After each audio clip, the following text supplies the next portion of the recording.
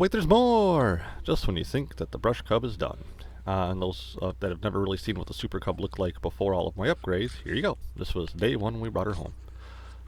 One of the very first upgrades that I did to it once we got it home was new tires. The street slicks were just horrible, and we went out and found these nice off-roady style tires.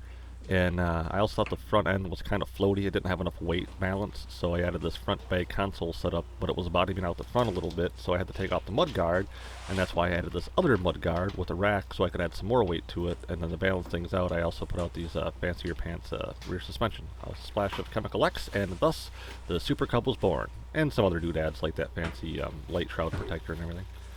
So now a tech upgrade. After realizing I was having to bring a lot of tech equipment and I was going to need to charge all that equipment, I wanted to use this top case here as a place to store it all and be able to charge it all safely and out of the elements. So I was actually surprised at how much tech I have, and this isn't everything actually. I got a few more things I got to pick up yet. But I was originally going to use this rubberized tubing here to kind of run all the cabling out, but I realized that the connections for the solar panel and everything else that I would need to route down here to this power outlet that I put in just wasn't going to fit in that tube. So instead of buying my way out of the situation, I was going to have to figure out what I could use. Create my own solutions many times. Like I also made the camera mount for my hat and one for my helmet as well.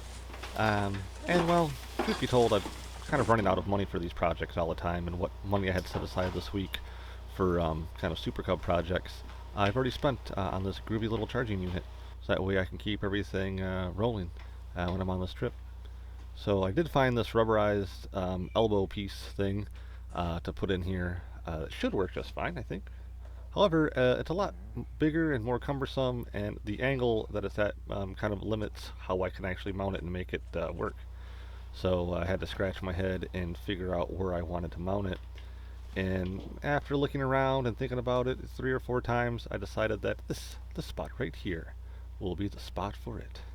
Now the next thing is mapping it all out, because talking about financial concepts, this is a 1.5 inch diameter pipe roughly, and the drill bit I'm using, and the only one I could find, the saw bit, is actually a 1 inch. So I'm actually a 1/2 inch off. So once again, I'm going to have to get a little creative and just bust off the hip knife and clean things up. Unfortunately, you'll see here, it didn't turn out exactly a perfect circle. So we're going to try to correct things a little bit with the sandpaper. And yes, even after the sandpaper, it really still wasn't quite a perfect circle. But I'm going to figure out which sealant I want to use in conjunction with this Flex Seal that I'm going to put around this edge here to hopefully make a better connection with everything, so the thing's more watertight. We'll find out how that works, and actually we'll all find out how this works in the future, because this is all I really have for today.